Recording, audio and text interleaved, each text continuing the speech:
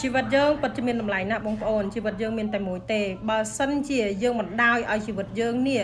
មានជំងឺចូលទៅក្នុងរាងកាយដោយយើងអត់បានការពារពីឥឡូវទៅណាបងប្អូនពិតជាគួរឲ្យស្ដាយក្រោយមែនតើពីព្រោះអាឡែនបន្តជួបបទពិសោធន៍នេះគឺ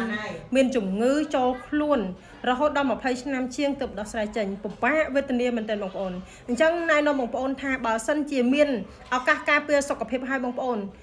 ចាប់ផ្ដើមការពារពីឥឡូវទៅកុំទាន់ដល់ជំងឺចូលខ្លួនហើយបានយើងរកដំណោះស្រាយងាយទេការពារខ្លួនឥឡូវណាបងប្អូនចាញ៉ាំតែកាហ្វេហើយនឹងទៅដោះគោញូត្រិចគឺជាអាហារកម្រិតកោសិកាដែលអ្នកវិទ្យាសាស្ត្រទើបតែរកឃើញបំពេញនៅតម្រូវការរាងកាយគ្រប់គ្រាន់សម្រាប់កោសិការាងកាយ50មុខសម្រាប់រាងកាយគឺយើងមានសុខភាពល្អបូកនឹងការហាត់ប្រាណញ៉ាំតែគ្រប់គ្រាន់សម្រាប់ឲ្យគ្រប់គ្រាន់សុខចិត្តឲ្យគ្រប់គ្រាន់យើងញ៉ាំអាហារគ្រប់គ្រាន់ណាបងប្អូនហើយយើងធ្វើលំហាត់ប្រាណនិងអ្វីៗដែលខ្ញុំបានរៀបរាប់បងប្អូនពិតណាស់បងប្អូននឹងគ្មានជំងឺនៅក្នុងរាងកាយឯងជាពិសេសជំងឺ NCD ឬក៏កាត់បន្ថយជំងឺជាច្រើនដែលបងប្អូនកំពុងភ័យខ្លាចជាពិសេសមហារីកទឹកនោមផ្អែមដាច់សរសៃឈាមចាកាំងបេះដូងអីហ្នឹងបងប្អូនគឺយើងកិច្ចបានណាបងប្អូនការពារពីឥឡូវកុំឲ្យជំងឺចូលខ្លួន